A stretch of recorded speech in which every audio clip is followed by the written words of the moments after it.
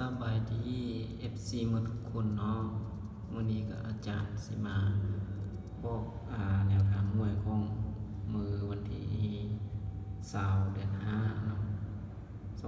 2022ตรงกับวันศุกร์เนาะเลขลาวมื้อนี้เนาะเลขพัฒนาเนาะที่ว่าเข้าสู่แนวทางหน่วยของอาจารย์นี่เนาะมันก็สิมีเป็นนามสัตว์แล้วก็เป็นตัวเลขเนาะมันก็สิมีอยู่1 2 3 4 5นามสัตว์เนาะก็มีอยู่เลขคีย์เคปเนาะเลขคีย์เคปนี่ก็มี00 2060เนาะเป็นเลขคีย์เคปเนาะแล้วก็0646 86นี้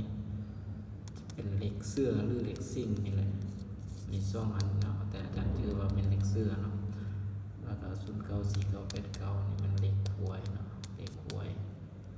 แล้วก็084888นี่มันเลขกระต่ายเนาะแล้วก็2666นี่ก็เข้าสู่ของอาจารย์เนาะอันนี้เป็นเลขหนักน้ำเนาะหนักน้ำแล้วก็เอานักบินแล้วก็นักน้ำพร้อมเนาะนี่นักบินพร้อมเนาะเอานะอันนี้เป็นนักบินแล้วเนี่ยซื้อเลขนักน้ำนำก็ได้เนาะ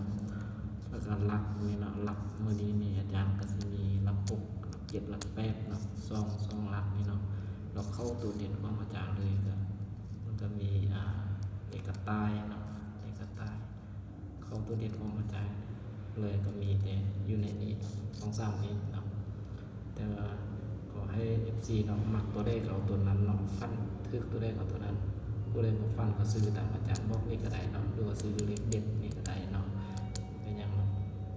ก่อนอื่นไปก็ฝาก FC และหมดทุกคนฝากกดไลค์กดแชร์กดติดตามอาจารย์ไว้เนาะสิบ่พลาดคลิปเด็ดตัวเด่นเลขเด็ดเลขดาวเลขลาวเนาะสิมาบอก FC หมด